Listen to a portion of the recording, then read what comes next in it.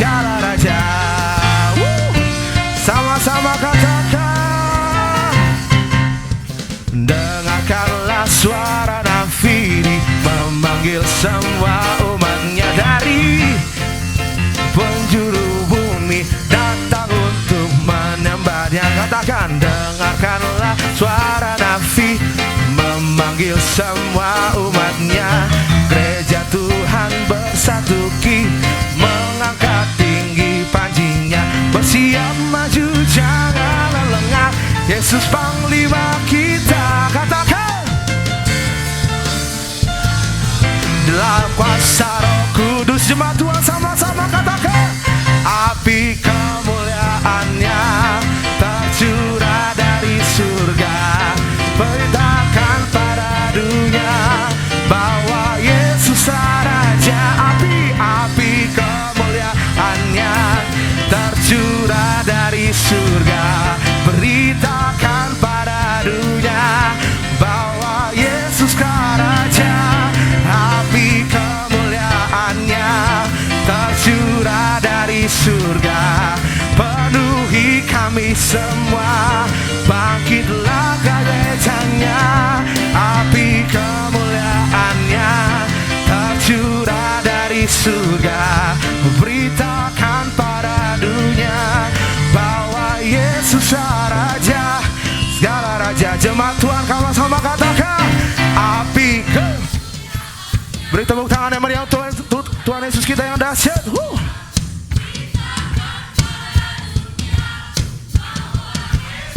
Api kemuliaannya tercurah dari surga, beritakan pada dunia bahwa Yesus Raja. Api kemuliaannya tercurah dari surga, penuhi kami semua, bangkitlah gerejanya. Api kemuliaannya tercurah dari surga, beritakan pada dunia bahwa Yesus Raja, segala raja. Sama-sama kita katakan, rayakan Yesus, rayakan. Mari kita rayakan bersama kepada Tuhan Yesus kita. Rayakan Yesus, rayakan. Jemaat Tuhan katakan sekali lagi, rayakan Yesus, rayakan. Rayakan Yesus, rayakan. Sama-sama katakan, Dia bangkit, Dia bangkit dari dulu, selamanya Dia bangkit, Dia bangkit, Dia bangkit. Marilah rayakan, marilah rayakan kebangkitan Tuhan kita. Jemaat Tuhan katakan, rayakan Yesus, rayakan. Jemaat Tuhan katakan, sama-sama katakan, Dia bangkit, Dia bangkit, Dia bangkit dari dulu selamanya. Oh, Dia bangkit, Dia bangkit. Marilah rayakan, marilah rayakan, marilah rayakan kebangkitan Tuhan kita. Tepuk tangan untuk Tuhan Yesus kita yang dahsyat. Silakan duduk.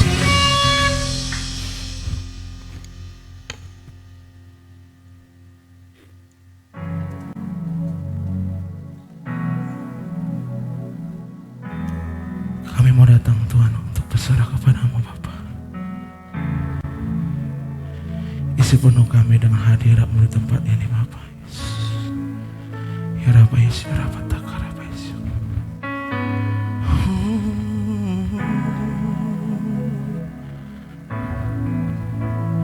Terima kasih Bapa.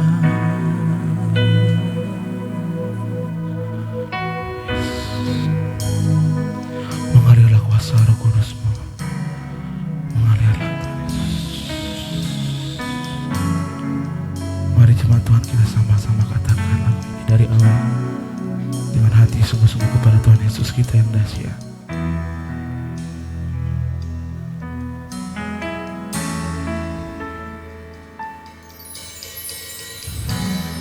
Kasih setiamu yang ku rasakan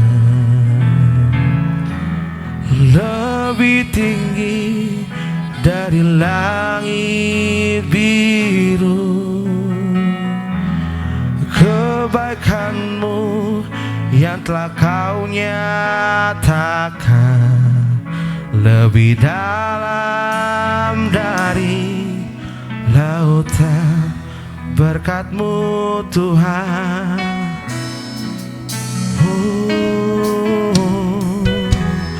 berkat-Mu yang telah ku terima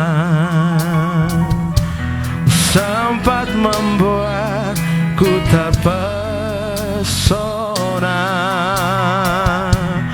Apa yang tak pernah ku pikirkan, itu yang Kau sediakan bagiku. Mari sama-sama katakan, siapakah aku ini Tuhan, jadi biji mata-Mu. Dengan apakah ku balas Tuhan selain puji dan sembahkan? Katakan jemaat Tuhan, siapakah aku ini Tuhan, jadi biji mata-Mu. Dengan apakah ku balas Tuhan selain puji dan sembahkan? Mari sama-sama katakan dari awal, jangan tertuju pikiran kepada Tuhan Yesus. Mari sama-sama katakan, berkat-Mu yang telah ku terima sempat membuatku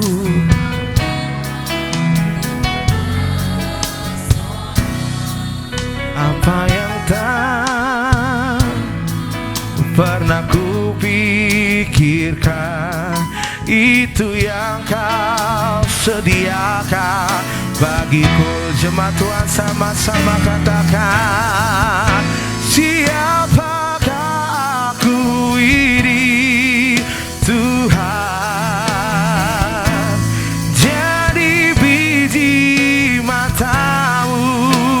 Dengan apa kan kami balas? Ku balas Tuhan selain puji dan sembahkan. Jemaat Tuhan katakan, oh siapakah aku ini Tuhan, jadi biji mata-Mu. Terima kasih Yesus. Dengan apakah ku balas Tuhan selain puji dan sembahkan? Oh jemaat Tuhan, siapakah aku ini? Mari angkat tanganmu, suaramu nyatakan, yes.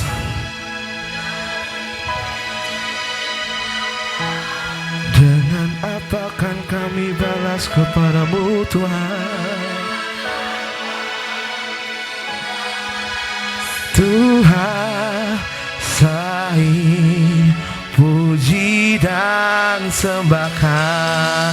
Siapakah aku ini Tuhan? Siapakah? Jemaat saja yang menyembah Tuhan Yesus, mengalirlah kuasa-Mu.